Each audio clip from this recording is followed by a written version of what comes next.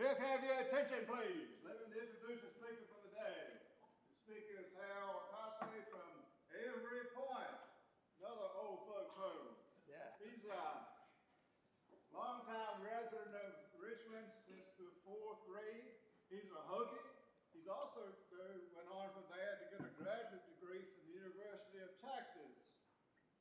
For over the last 50 years in Richmond, he's been involved with numerous non-profit organizations, particularly giving talks to them like he will for us today.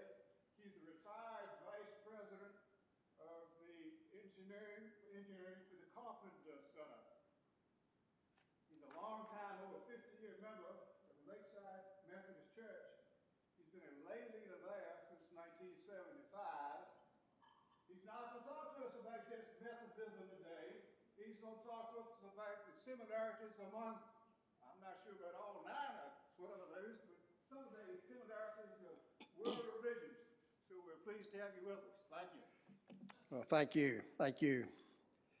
It's a pleasure to be here again. My mother and stepfather were here for 15 or so years. They opened Cedarfield, and my mother passed away in 2015. So it's been a few years since I've been over here visiting on a regular basis. But Cedarfield has been was really good to my mother and my stepfather during the time they lived here. It's an excellent place. So you're all blessed, I think, to be here.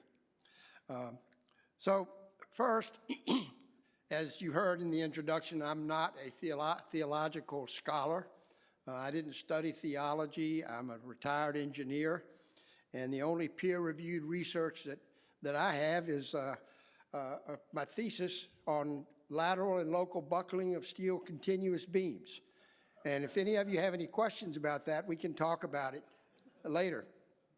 But I have been interested in the history of religion and in religions as my own search for the truth and what I believe in and some of the things. So I probably have a little more knowledge than the average bear, but I don't have a theology degree. So just put that into some perspective and be gentle with your questions. So some time ago, I led an 8-week course on the world's 5 major religions: Hinduism, Buddhism, Judaism, Christianity, and Islam. And I based the course on a book called The World's Religions by a true scholar named Houston Smith, who's passed away now, but he was a professor of religion for many, many years. And I taught this class at the Shepherd Center of Richmond, and one of the people in the class goes to Grace Baptist Church. And he said his Sunday school class just had a discussion on the commonalities among the world religions, and would I put together a class on that for his class? Well, I think like a lot of people, we've often said there's more commonality among religions than there are differences, but I had never tried to catalog those. And so it was an interesting exercise for me to say, yes, I'd be willing to put together that class. And this talk is basically the result of that. So the wisdom traditions that I talked about in my course on world religions are the 5 religions with the most adherents. But when you ask the question, how many religions are there in the world? The answer is very surprising. It's anywhere between 4,000 and 10,000 is the answer you get if you say, how many religions are there in the world? This pie chart gives an example of the religious diversity in our planet with its various denominations. Christianity is the largest, making up a little over 31% of the world population, but that's still a big minority of the world is Christianity. And of course, when you look at these religions listed and how many they say there are, one of the questions becomes, what defines a distinctly different religion? For example, is Roman Catholicism a distinct religion from the Eastern Orthodox Church, even though they're both Christian? And imagine the high number of iterations you can get in various denominations among all the religions if you count up to 10,000 religions. Even more confusing is to search for how many Christian denominations are there, like Baptist versus United Methodist or Catholic. One of the answers that you find on Google is there are as many within the Christianity, 45,000 different Christian denominations. That's an astounding number. So even in the other large religions, Hinduism, Buddhism, and Islam, there are many different denominations with significant differences in belief, practice, and focus, and multiple minor differences within each of those large systems. So it's truly a very diverse religious world that we live in. So before we begin, we might be helpful just to define what is a religion. There's a lot of definitions for that, but the one I like the best is what a person regards as holy, sacred, divine, true, and worthy of reverence. And it's often the guiding principle in people's lives, the thing that they follow and use as their moral compass.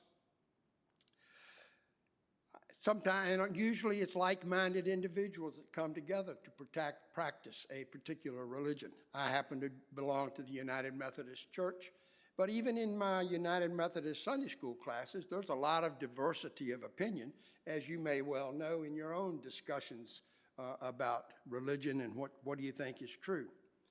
Obviously, with over 8 billion people on earth, what each one of us defines as holy, sacred, divine, true, and worthy of reverence is subject to immense diversity. So the subject I'm addressing today is the commonality that we find among the world religions, and to me that's a fascinating topic that I've believed in for a long time, but we tend to find people focused on the differences among religions rather than the commonalities. So one might expect when looking at commonalities, one would be looking at just the positive characteristics, but there's also some negative commonalities too, and I'll discuss those at the end.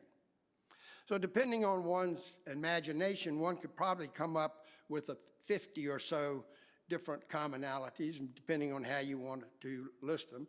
I was able to list about 30, and I thought, well, that's too many to try to talk about in a talk and just make a list. So with a true engineer's mentality, I decided to group them into 7 different categories. And those categories were philosophical commonalities, mythical stories and legends that all religions have, social prescriptions for harmonious living, emotional efforts that we use to stimulate ideas in worship, ritual performances to enhance awareness, the rituals that we go through, and organizational efforts that every religion has to grow and sustain their faith. So let's look at these 7 categories of commonalities more individually. So when we look at philosophical, we tend to want to define religion, and I am missing some pages. It's all right, I'll have to wing this.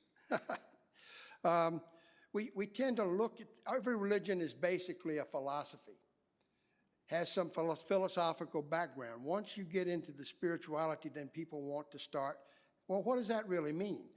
What is this all about? What is God? Where does God come from? And so we tend to focus on the creative force of the universe, and it's, what is that? All the way back into early history, religions have anthropologized God. We say, well, it's a universal force all over that we don't really understand. What's the best way to try to understand it? We make him man-like or woman-like.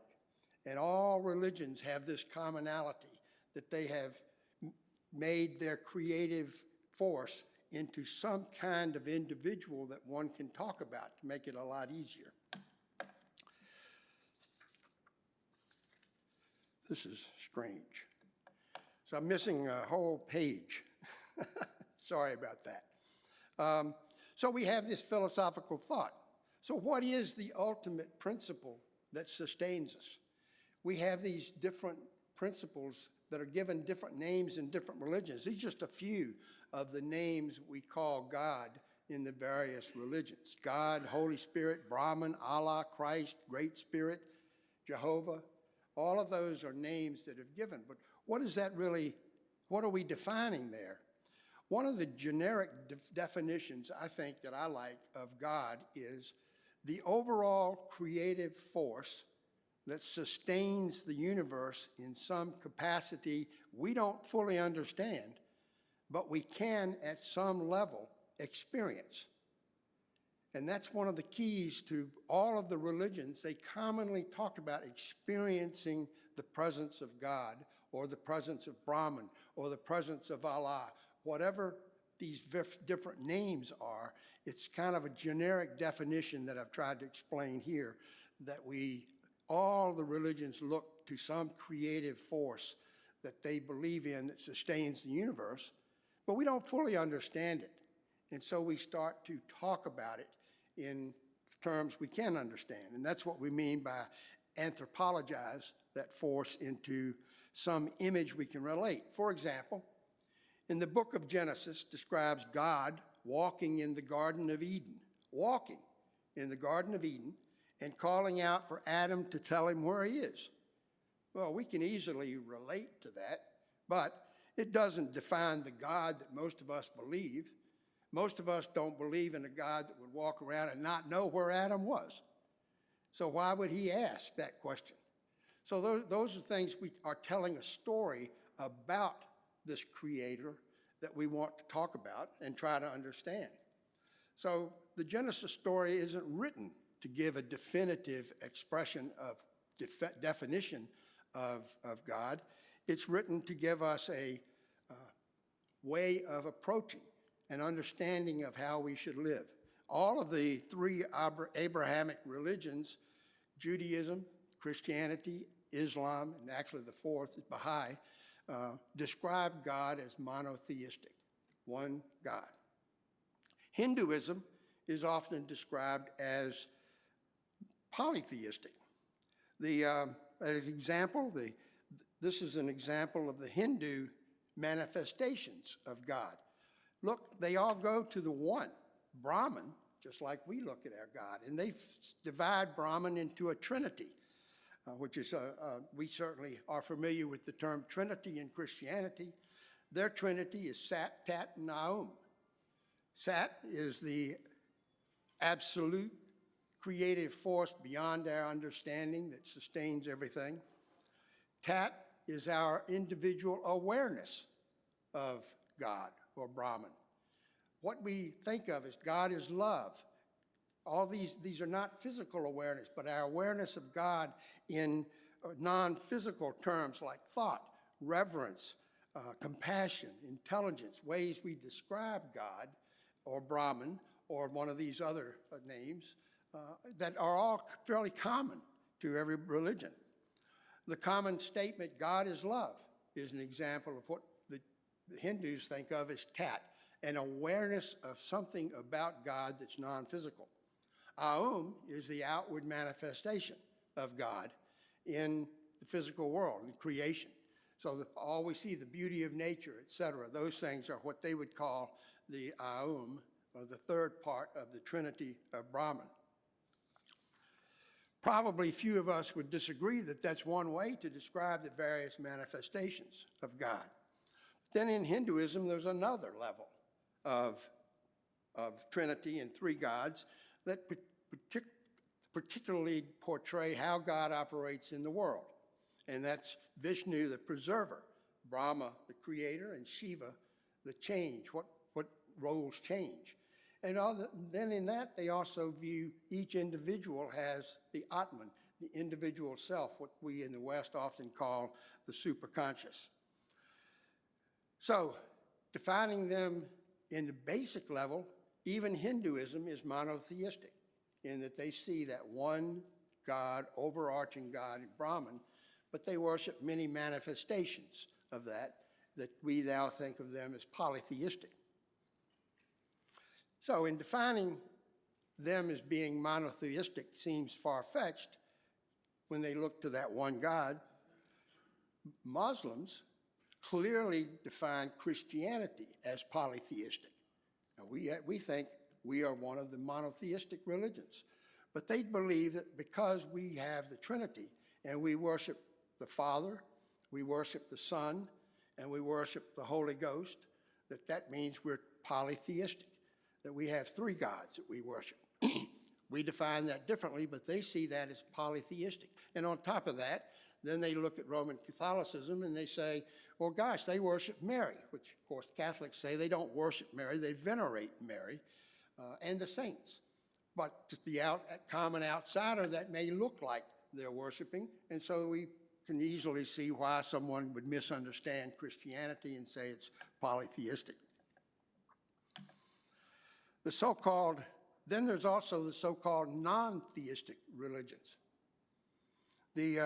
Like Buddhism, they don't talk about God because they generally believe there's a universal consciousness that sustains us, but it's so far beyond our understanding that any attempt to define it is limiting. That's what the Buddha said. You can't talk, no need to talk about it. It's unlimited, so unlimited we shouldn't even try to define it. That starts to limit that creative force. This slide portrays that view. There's no definition on there. That's basically the Buddhist view of what we can say about God because we don't really know. They leave it as a mystery, so it's better to focus on what one does than to become closer to that overall relationship than it is to try to define it. Seeking that awareness of relationship with the creative force is something that's common to all of the world's religions.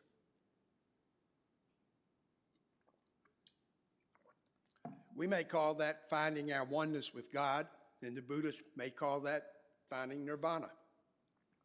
In addition to these attempts to define God, there are the philosophical writings that try to explain how this creative force operates in the world and relates to us. Many knowledgeable authorities have written long treatises describing their guesses of how the world works, how it was created within the framework of their paradigms. So these are the philosophical writings, like the first several chapters in Genesis. Some of the other religions all have these stories where creation came from, how it happened. The third and final topic under philosophical writings is metaphors. Metaphorical writings are common to every religion that I'm aware of. Since these concepts about God are difficult to explain, all religions writing use metaphors and parables to emphasize a concept that relates to the creative force they're talking about. The Hindu saga, the Mahabharata, for example, tells a story that explains much of Hindu philosophy as Krishna explains how things work to his disciple Arjuna. The book of Genesis tells the story of God's interaction with humans for Judaism and Christianity. And there are widely varying viewpoints within both Hinduism and Christianity regarding accuracy of the views presented. Lastly, there are long treatises that explore the deeper meanings of the faith, like Sri Aurobindo's Integral Yoga, and the Christian Thomas Aquinas wrote an entire book called Summa Theological, trying to sum up the totality of theological thought. In addition to those, we have mythical thought, somewhat related to people attempting to define the universal sustaining force is the attempt to describe how we came into being. As a result, all religions with which I'm familiar have some form of mythological story explains how creation came about, despite the fact that we don't have a clear understanding how it happened. We don't know how consciousness came into being. We don't know how matter came into existence, but almost every religion has a creation myth related to their concept of God, and that started from early Egypt through Greek and Roman writings, Hinduism, Judaism, Christianity, have multiple myths that also not only describe how creation came about, but describe how there was a devolution of some sort, we might call the fall, of consciousness away from this oneness with God that they once had into the current situation in which humanity exists. So that's a common approach in every religion with which I'm familiar. Many religions also have a leader that has had some form of miraculous birth or transcendental experience that has given that leader the awareness and the authority to teach his adherents, his or her adherents, about how to approach God or the creative force. These stories have been passed down through generations and generations to provide additional evidence of the divine origin of their faith. Finally, almost all religions have a myth about the afterlife. We have little first-hand knowledge of what life is after death is actually like. So there are many myths about what faces us after death. Some of these myths are based on stories of remembered personal experiences, such as the near-death experience, or in some relating memories of previous incarnations and past lives. There are no religions of which I'm aware that do not have some form of these myths about what happens when we die. Then there's social commonalities. All religions deal with society and culture that surrounds them. The variety of cultures in the world certainly points to a variety of religious thought within those cultures. It's fascinating that most of them have similar ideas about how to create harmonious relationships among their culture. In Judaism and Christianity, we have the Ten Commandments dealing with how to maintain a proper relationship to God and our community. In Buddhism and Hinduism, there's the Eightfold Path and yoga preparation steps that they follow. And essentially all religions have rules that are almost universal in how people should live harmoniously with others and with the creative force of the universe. There are also written scriptures and oral traditions in each religion that define the nature of this creative universal force and tell stories about its impact on the faithful.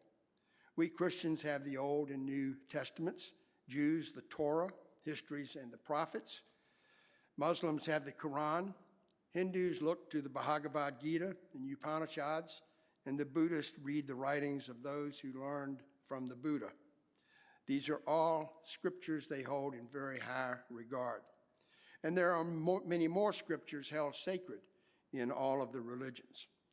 The communal and solitary reading and discussion of these scriptures and other writings of the faithful within each faith is common to all religions. People meet and talk about and read these stories and ask one another, what do you think this means and that means? So another commonality is the tradition of proselytizing. What more meaningful effort could there be than to share a meaningful spiritual experience with others to encourage them to share in that rewarding experience? Therefore, we see in most religions an effort to teach and share with others the means to greater understanding and grace. The means to grace and love are common among these religions. Another social commonality is charity. Every religion I have observed has stressed the need for neighbors to help one another. The defined approach may be different, but the message is the same: help the unfortunate in your community. Judaism and Christianity tend to define 10% of one's earnings as an appropriate charitable contribution, the tithe. Islam defines it as 2%, annual 2% of your net worth, rather than 10% of your earnings. In Buddhism and Hinduism, they have a term called dana, which basically means giving alms and sharing with your fellow human beings. So the formula is the same in all religions. The statement is thou shalt help your neighbor in need. Most religions also have similar ethical rules for living. The golden rule is prevalent among among most of the religions. You should do to others what you expect them to do to you. That rule is promulgated in Christianity, Judaism, Islam, Confucianism, Taoism, and others, many others. In some, it takes a negative approach in stating you should not do to others what you would not expect them to do to you. Every religion emphasizes the importance of individual forgiveness and justice, reflecting the love and forgiveness of the divine. Here we see statements of Christianity, Islam, and Buddhism. All also suggest that the creative force of the universe is loving and forgiving. But there are many differing myths about how receiving that forgiveness is achieved. Christians proclaim that Jesus died for our sins as an atoning sacrifice. Therefore, we are forgiven. Hindus believe the teacher or guru, through his or her death or suffering, can take upon himself or herself the karmic debt of the disciples. So their karma is forgiven. Similar concept, but very different in how it's looked at. Justice is another uniform ethical ideal among the world's religions. Humans should treat one another with respect and not treat one another badly. The entreaties on how to live and prepare for the spiritual journey all include instructions on how to treat one another justly. There is also an emotional side in each religion, advocating for being in awe of the wondrous actions of the creative force. To celebrate this creative force, all share an emphasis through art, music, and architecture. Here we see the Sistine Chapel ceiling, a mosaic mosque, a statue of Shiva dancing filled with symbolic Hindu meaning, a native painting, and a golden statue of Buddha meditating. All of these create an emotional response through the beauty and art associated with that religion. Some of the most beautiful structures in the world are to honor this creative force. The Taj Mahal and other structures celebrate the divine all over the world. In addition, numerous musical compositions, chants, and poetry inspire the faith's adherents to greater emotional commitment. An emphasis on the efficacy of dreams is also common among the religions. Dreams often have some form of positive influence on the genesis of most of these religions. Many have stories of visions having an emotional impact on their adherents.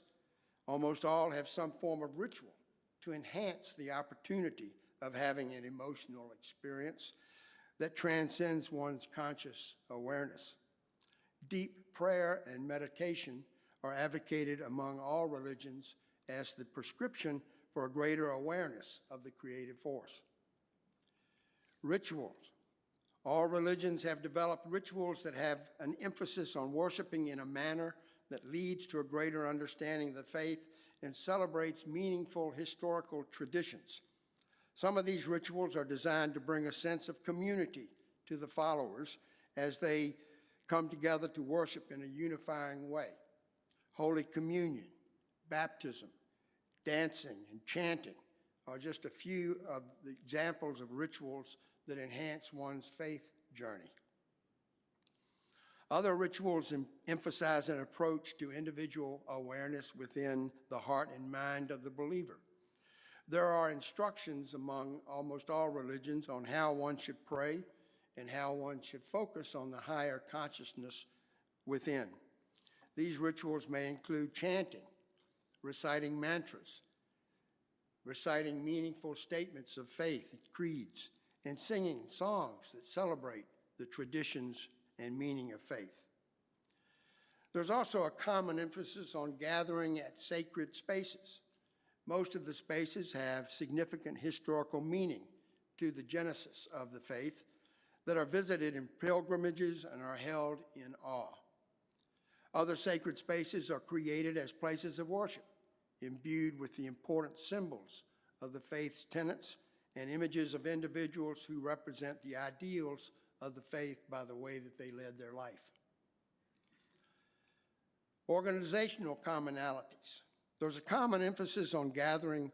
All religions have developed an organizational structure with a hierarchy of leaders, teachers, and administrators who are tasked with interpreting the faith's belief to its adherents and to implementing policies to enhance the ability to utilize all of the rituals, activities, and sacred spaces for the spiritual growth of the followers. They're also tasked with proselytizing to explain the faith to others who may be helped by their following their path. In addition, they are attempting to increase the number of adherents in order to maintain a viable and long-term existence of their particular faith tradition. The organizational structures also develop methods of funding the ministries and managing the resources that are available to their faith. So those are the 7 categories of common traditions and commonalities that I identified. There are probably more if you use your imagination, but these ones were the more important ones. There are also, unfortunately, some negative, unfortunate commonalities. Oh, me, just turned off. There we go.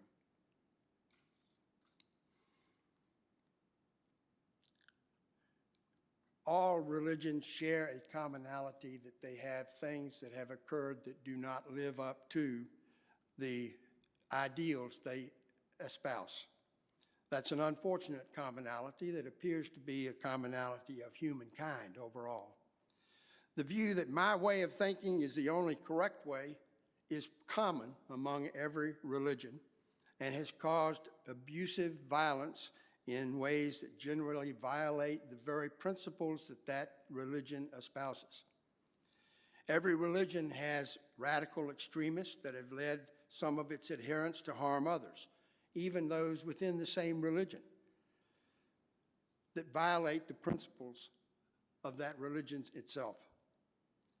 Almost all religions have developed a sense of exclusivity among some small contingent, but believes that theirs is the only true faith and all others are wrong.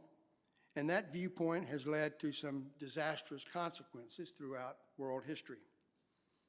In many cases, the institutionalizing of religious community has led to rigidity in practice that has diminished its effect among the minds of many, and has caused some lack of participation that has occurred because people, while they may believe the tenets of the faith, they don't like the way it's become institutionalized. It's a common response in all the religions. Also, throughout history, the government or state has become an agent in enforcing rules and practice, and that's often led to authoritarian approaches that are often anathema to the original tenets of the faith. But that's common in most of the religions. So in conclusion, while there are many differences in approach among the religions of the world, the commonalities, in my opinion, should allow for greater harmony among the faiths than we generally experience. Certainly there's been a greater awareness of this in my lifetime, with much more advocating, more interfaith dialogue and understanding. Many believe that the wheel of life has multiple spokes that all lead to the same creative force that unites the universe.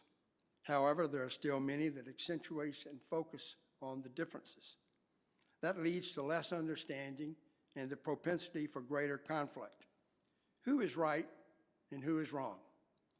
It's helpful to understand that different parts of the world's environment lead to different cultural experiences and influences. Those cultural influences create different lifestyles among societies. Being different does not necessarily mean right or wrong. It just means different. However, there are some cultural practices that seem very wrong to other societies, and it can be productive to try and educate and promote a change in those practices. However, it's a difficult task to create change in a productive manner in another religion. It requires more understanding and tact than is generally accepted in the political environment in which we live. In summary,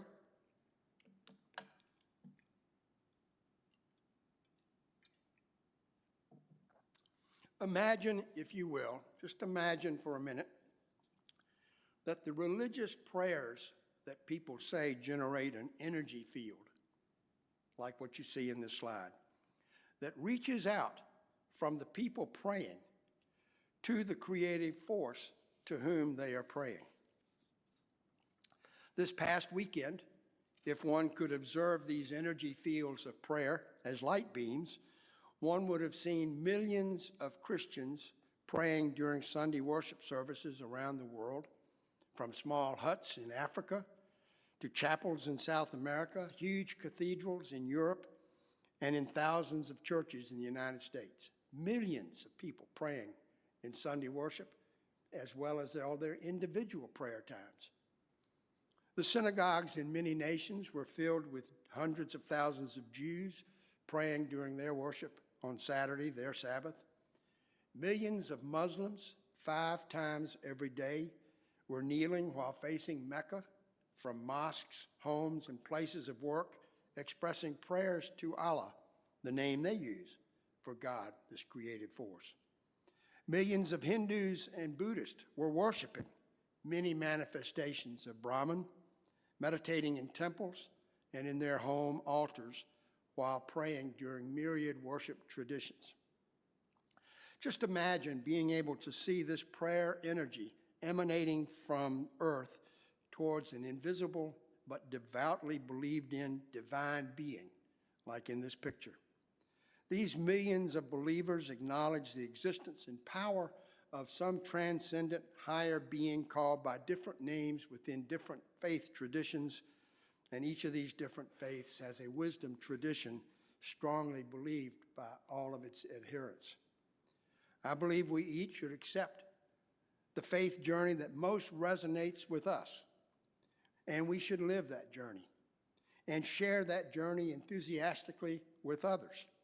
But also we should understand that other faith journeys resonate with other people. Each person has a sense of the authority of truth within themselves that leads them to live in a certain way. Other people have a different authority of truth than one that you may have that resonates with them. And we each need to follow that concept of truth that brings our meaning in faith to a better level. Many Christian studies of the world's religions explain their tenets and then explain why they're wrong and why Christianity is right. The same is true in every one of the other religions. I believe addressing the commonalities rather than focusing on the differences can bring a greater understanding and cooperation among the world's faiths. Being requested to address these commonalities made me think about the issue with more specific focus than I had ever done in the past.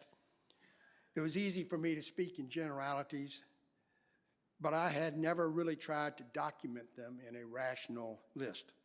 Making this list of the commonalities clarified many things for me, and I hope it's been beneficial for you. So I'm open to questions. Thank you.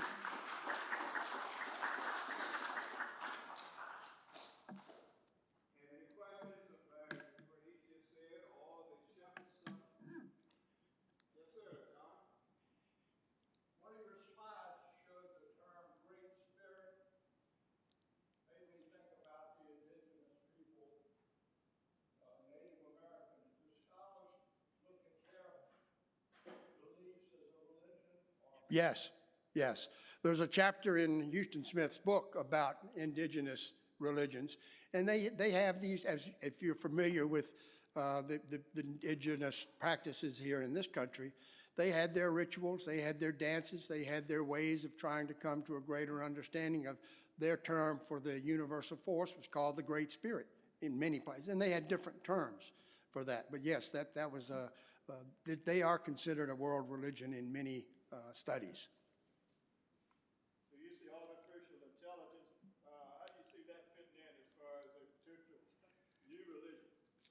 Oh, gosh. Depends on how much faith you have in it, I guess. I think AI is going to help people understand more, provided AI doesn't just spit out untruths. I know Elon Musk just made a speech focusing on how important it is for those people creating and working on developing artificial intelligence to teach those systems to tell the truth, not so much to tell what other people want to hear, but to tell the truth. And so if you ask a question, well, what is the meaning of Shiva dancing in Hinduism, you could get a really good comprehensive answer of what all that means to see Shiva doing that dance and on the drum and so forth. So I think it can help us if we're interested in knowing more. It can help us to learn more about all the various faiths. I don't think it's going to be able to say, okay, here's what God is like, period. I don't think you're going to get that kind of answer because after all, AI is just a compilation of the experience of words of humans have put that together. It's just a way of sorting it better and giving you answers as far as I understand. Yes, sir.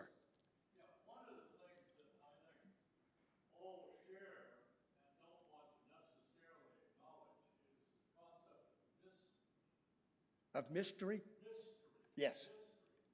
That on the one hand, even those truths that people believe to be the truth still stop short of describing the enormity of what God and the great force is, on the one hand. But there's also the human propensity to want to know because we feel insecure. And religions usually are, at least at some level, trying to provide a sense of belonging, a sense of being part of something that transcends Yeah. oneself, and also being someone who has access to as much of the mystery as we can this side of the grave. And all of them, if you look behind what you've been saying, which is beautifully done, by the way, Thank you. but all of them finally have to deal with this thing we call mystery. That's right. And No matter which path you're taking, it can only take you so far. I think, and that's very true, but very well said, by the way. Probably the two religions to me that most emphasize the mystery beyond that we don't understand is Hinduism and Buddhism. Buddha was very clear. You can't understand it, so stop talking about it. Everything you try to say and do is limiting. Just acknowledge that it's far beyond our human understanding. The upper level philosophy of Hinduism kind of describes Brahman that same way, beyond understanding. Early Christianity, there was some of that in the Gnostics. The Gnostics tended to talk about God as being beyond our understanding.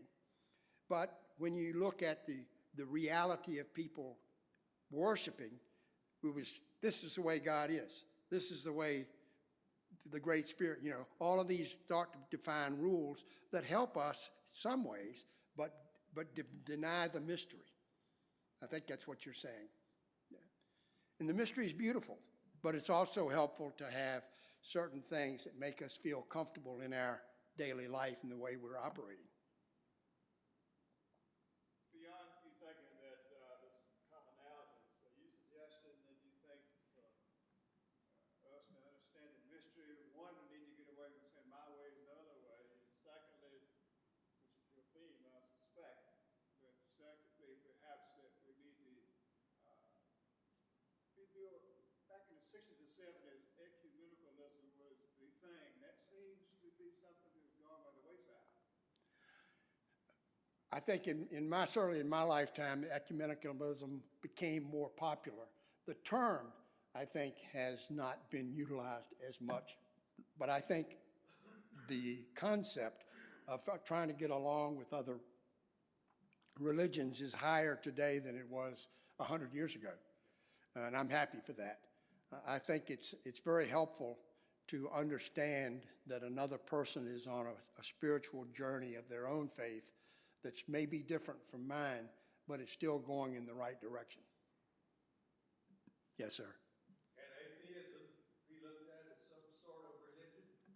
I think it probably can, in the sense that it fits the definition of what we believe and follow, and people who are atheists tend to, this is why I'm an atheist, this is why I believe that, and I can still do this and that. So it's not a religion in the sense that we think of an organized faith, but I think there's some elements of it, but I know very few atheists. I know quite a few agnostics. But I've never really sat down and argued atheism with a person. But some of the agnostics that border on that side, to me, say, well, I believe there's something. I just don't think any of the religions that I'm aware of define it rightly. So that's not an uncommon viewpoint either.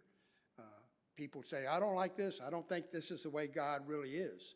That doesn't mean they're an atheist or agnostic. It just means they haven't accepted what the church or the Islam or what the Quran or whatever has said to them. So that's where most of the arguments that I hear, most of the debate, I don't want to say arguments, most of the debate comes from. You Al Goethals, became known each other through something called the Shepherd Center, which I'm not particularly familiar with. You want to spend a second? Oh, sure. I can always proselytize the Shepherd Center. We are called the Shepherd Center of Richmond. Those initials are TSCOR, the Shepherd Center of Richmond. And so our webpage is tscor.org. Shepherd Center is an organization. We've been in Richmond for 42 years. We are an organization of seniors that helps other seniors maintain happy and healthy lives. So we have two main missions that we do.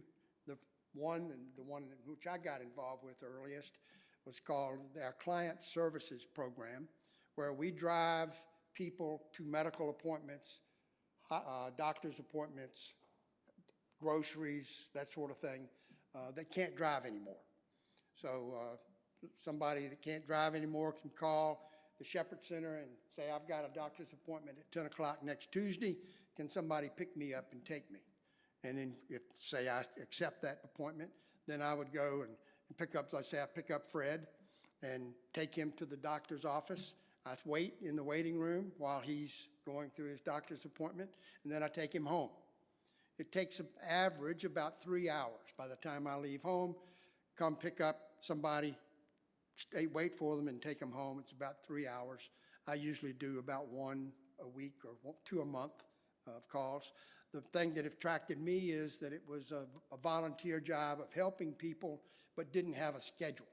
I'm a very busy, run-around kind of guy. I do lots of other things, and I didn't want a schedule that said I had to be at St. Mary's Hospital every day, every Thursday at such and such a time.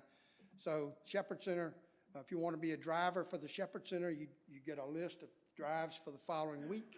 And you say, yeah, I'll accept that one, and I'll take that one. Or you can say, well, I don't like Fred, so I'm not going to pick him up. I'm going to pick up Al or something. So there are various ways, but that's one of our main missions is driving, and also comes with we have a handy helper program to fix minor things, but we're helping seniors in that way. The other half, I call it half because we have these two main things, is an educational program called Open University. It's basically lifelong learning, where seniors can gather together like you all are doing, and have educational topics being taught. Fred has taught classes about the Luftwaffe and German, with German history at the Shepherd Center. We meet at St. Luke's Presbyterian Church in Southside on Mondays, at Lakeside United Methodist Church on Thursday mornings. We have a 9:30 and an 11 o'clock class each time, at two sessions with 3 or 4 different topics being taught each day. And we have about 80 or 100 or 150 people that come to those sessions and socialize. So they're sitting together like you all are, and they can eat and listen to a lecture, and then we have a lunch speaker that comes and we have lunches. So though it's an opportunity for seniors to gather together and socialize as well as continue to learn things in their life, and that's called Open University. So Shepherd Center does those two main programs that we've been doing for about 40 years now. And you do have a website? Yes, it's called tscor.org. TSCOR are the initials that represents the Shepherd Center of Richmond. So that's our website, and you can go there, you can see how opportunities to volunteer, opportunities to donate, and when the schedule goes out for the classes, it'll have all the schedules listed there. The classes, many people are familiar with OSHER, where you pay a lot more money for those classes. The way we do it is if you're a member, it's $25 a year to be a member to support the organization. And then a member, each one of the sessions is $55 for the entire 8-week session. So we have 3 sessions a year, fall, winter, and spring. $55 gets you into all of the classes that are available. You don't register for a particular class. You can take 2 classes on Monday, 2 classes on Friday. On Thursday. We have a class at Avery Point now on Fridays. And we have classes, language classes on Tuesday at the Shepherd Center's offices. So there's all kinds of diverse educational opportunities that you get for that $55 per session. Thank you. Yeah. Okay, thank you.